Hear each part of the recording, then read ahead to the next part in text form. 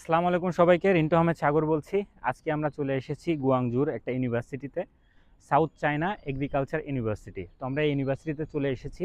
আমাদের কাছে অসংখ্য মেসেজ আসতেছে যে চায়নার ল্যাঙ্গুয়েজ প্রোগ্রাম বা চায়নার ইউনিভার্সিটিগুলোতে ভর্তির যে প্রসেস রয়েছে সেই প্রসেস সম্পর্কে জানার জন্য। তো আমরা এই মুহূর্তে সাউথ চায়না এগ্রিকালচার ইউনিভার্সিটিতে চলে এসেছি। তো এখানকার যে ল্যাঙ্গুয়েজ প্রোগ্রাম রয়েছে, আমরা অ্যাডমিশন অফিসে যাব, সেখানে গিয়ে কথাবার্তা বলবো এবং আমাদের সঙ্গে একজন ক্যান্ডিডেট রয়েছে।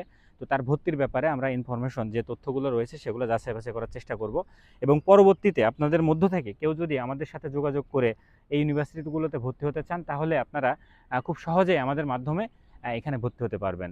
তো আমি আপনাদেরকে কিছুটা ভিউ দেখাই এখানকার।